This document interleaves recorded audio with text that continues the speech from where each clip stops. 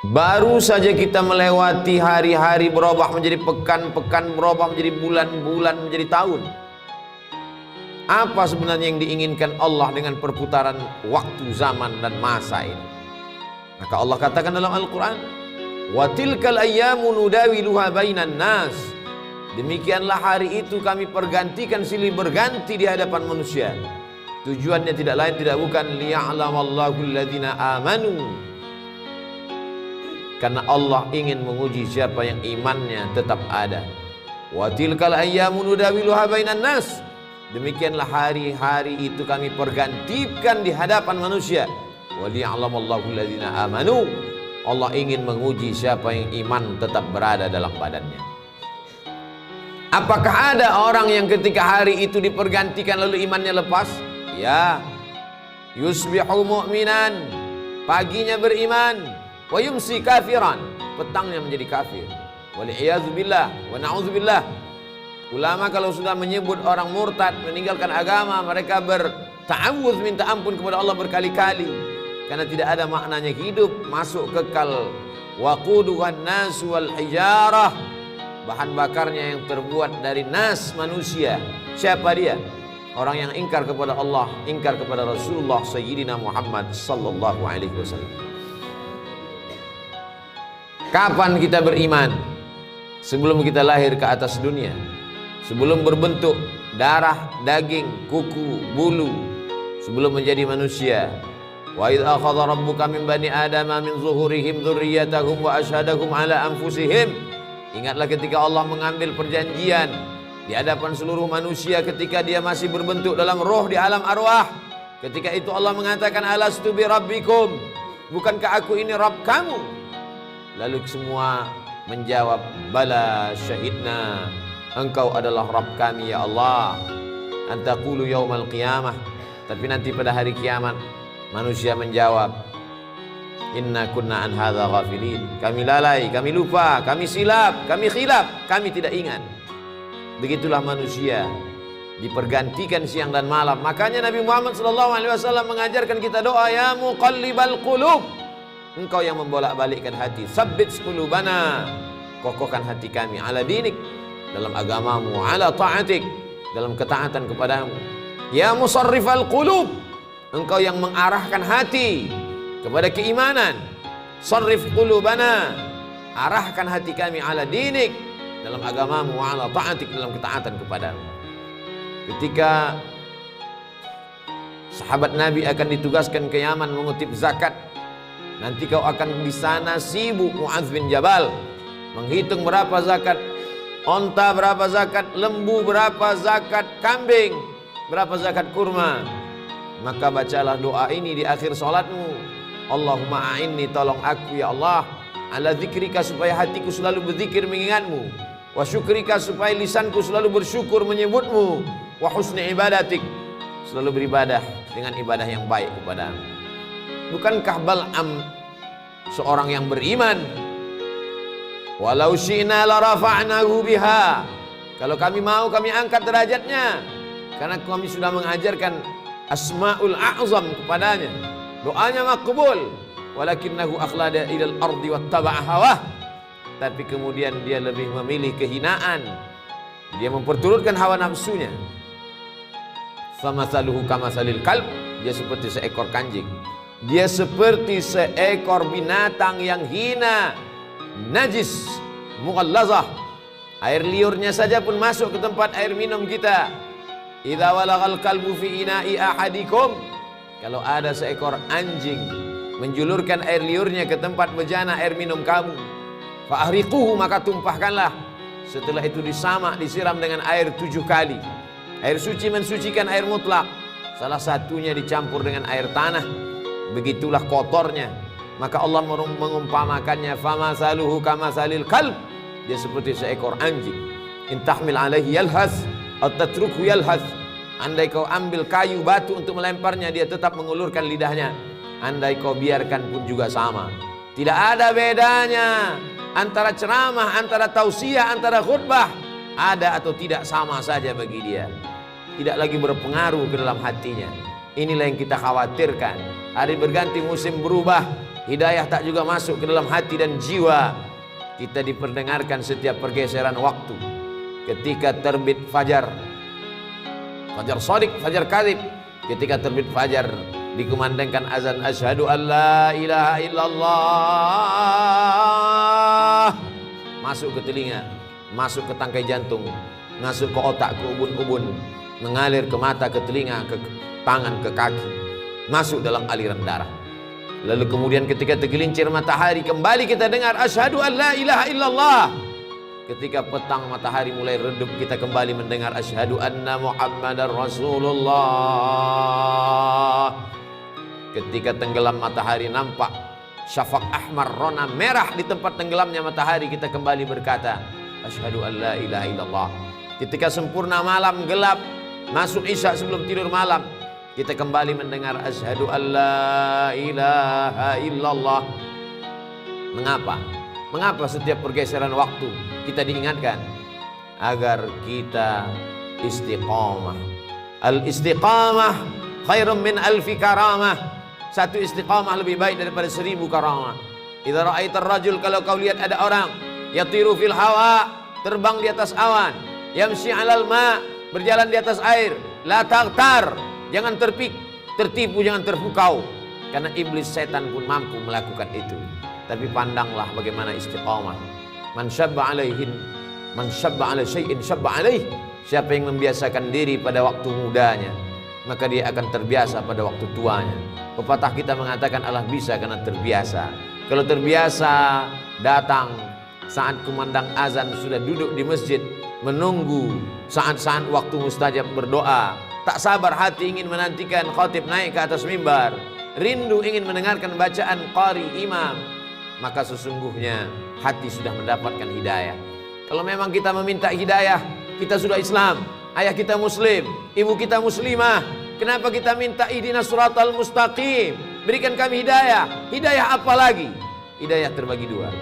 Hidayah Islam, kita sudah muslim, lahir di tengah keluarga muslim, ayah muslim, ibu muslimah, lahir diazankan, walimah diakadkan. Lalu kenapa kita masih minta 17 kali sehari semalam? Hidayah supaya tetap dalam iman dan Islam. Hidayah supaya terbuka pintu hati mendengar tausiah. Hidayah supaya datang ke masjid sholat berjamaah. Hidayah supaya menolong fakir miskin, yatim dan du'afa. Banyak orang menyepelekan, mengesampingkan hidayah.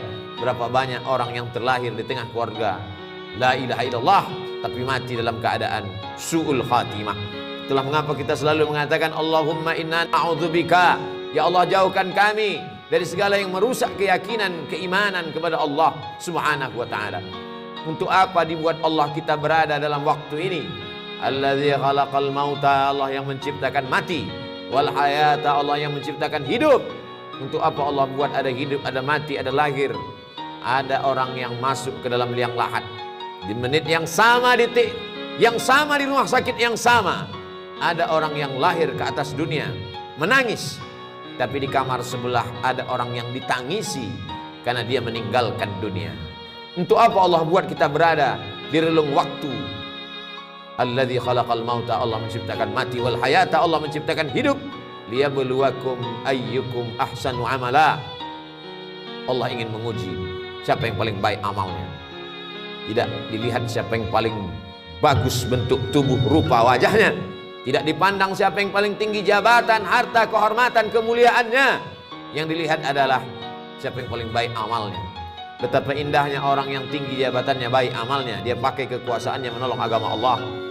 Betapa hebatnya orang yang cerdas otaknya, panjang titelnya, hebat kualitas prestasinya, tapi di samping itu dia pakai juga untuk menolong agama Allah.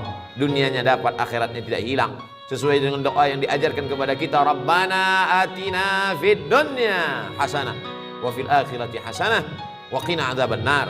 Dunianya baik, akhiratnya baik, dan tidak tersentuh api neraka.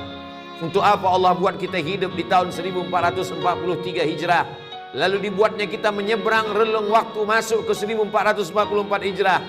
Waliya'lamallahu alladhina amanu wa yattakhidha minkum syuhada. Dia ingin ada di antara manusia itu yang mati sebagai syahid. menangis Khalid bin Walid di atas ranjang kematian. Kenapa engkau menangis wahai sahabat Nabi yang mulia Khalid bin Walid? Bukankah engkau mendapatkan pahala jihad? Tidak ada satu jengkal pun tubuh Khalid bin Walid yang kosong dari bekas tebasan pedang, tombak, anak panah, panasnya baju besi. Yang kutangiskan, kenapa aku mati di atas ranjang? Kenapa aku mati di atas tempat tidur? Mengapa aku tidak mati syahid menolong agama Allah? Tapi ada orang-orang yang tidak mati syahid, tapi dia mendapatkan pahala syahid. Man kharaja fi talabil ilmi, siapa yang keluar rumah dengan niat menuntut ilmu, fahuwa fi sabilillah, dia sama seperti orang yang berjihad fi sabilillah hatta yarji'a, sampai dia pulang ke rumahnya. Man jahaza ghazian, siapa yang menyiapkan alat-alat perang, dia tidak ikut menolong Masjid Al-Aqsa di Palestina dari serangan tentara Israel, tapi dia ikut menolong saudara-saudaranya.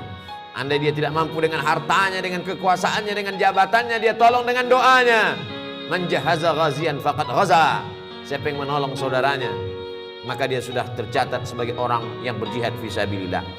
Saudara-saudara yang sudah mendahului kita karena meninggal kena virus, al-mat'unu syahid, orang yang meninggal karena penyakit wabah, mereka juga adalah orang yang mati syahid. Seorang kepala keluarga meninggalkan anak istrinya untuk mencari nafkah yang halal, meninggal dalam perjalanan, mereka pun juga adalah syahid. Syahid dunia, ada syahid akhirat. Kenapa ingin menjadi syahid? Mengapa mereka berlomba-lomba sampai berkata iskariman, hidup mulia, au mut syahidan, atau mati syahid? Orang beriman kalau mati, matinya mati syahid. Kalau hidup, hidupnya mulia. Kenapa mereka ingin menjadi syahid? Karena orang yang syahid itu tidak merasakan sakratul maut illa kal qars, hanya seperti cubitan pada kulit. Begitulah indahnya kematian mereka. Sedangkan kematian yang biasa, ketika orang mati itu berjumpa dengan Nabi Muhammad SAW pada peristiwa Isra Mi'raj, Nabi bertanya, apa yang kalian rasakan? Kami merasakan kematian itu seperti tebasan pedang di tempat yang sama beratus kali. Kami merasakan kematian itu seperti seekor kambing yang dikuliti hidup-hidup. Kami merasakan kematian itu seperti mata kail pancing ditarik dari kulit yang basah sampai kulit, darah, daging terikut dalam mata kail pancing. Sakit yang tak dapat diungkapkan dengan kata-kata. Begitulah kematian. Makanya kita berdoa, Allahumma hawwin alaina fi sakaratil maut, ringankan kami waktu sakaratul maut. Tapi orang yang mati syahid tersenyum wajahnya, karena kematian itu dia rasakan hanya seperti cubitan pada kulit yang lembut. Mereka tidak terkena azab kubur. Kita berdoa sebelum salam, Allahumma inni a'udzubika min azabi jahannam, min azabil qabri, wa min fitnatil mahya wal mamat, wa min syarri fitnatil masiihid dajjal. Selamatkan kami dari azab kubur. Sedangkan mereka tak merasakan azab kubur, yang ketika mereka tidak merasakan hisab, langsung saja masuk ke dalam surga. Salamun alaikum, selamat untuk kalian hai orang yang mati syahid. Tibetum, kalian sudah berbuat baik, fadkhuluha khalidin, masuklah kalian ke dalam surga Allah Subhanahu wa taala.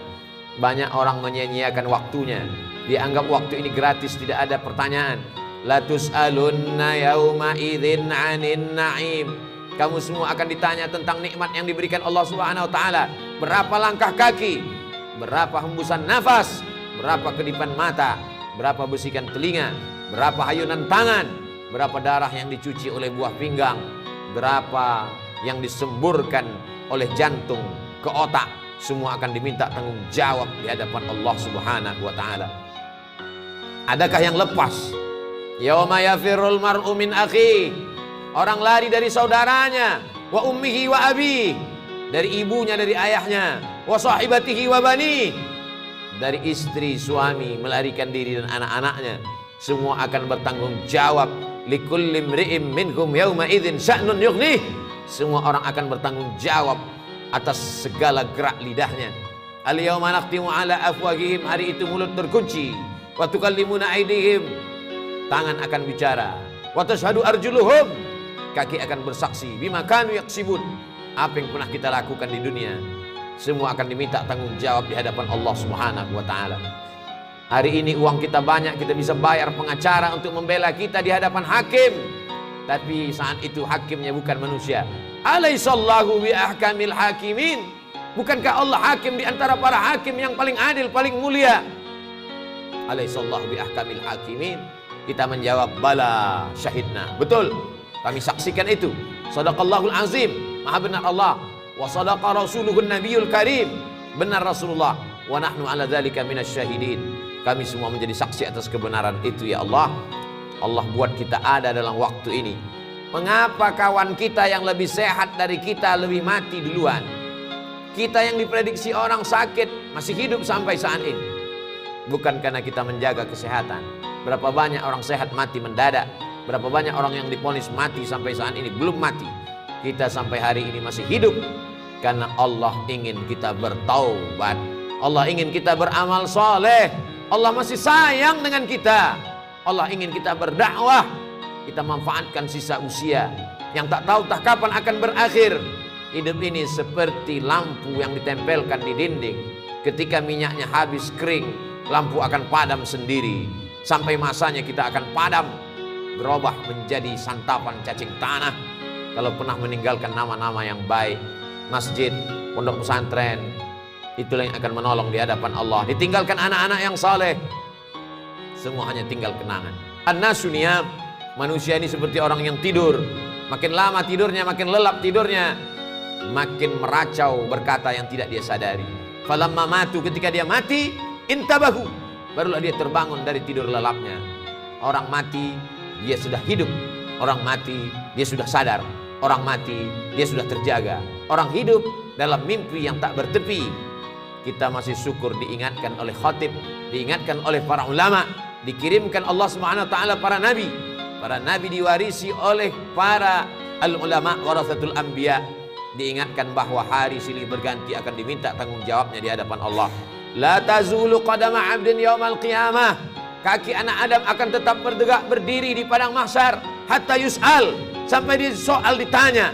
Pertanyaan yang pertama, an umrihi fima afnah.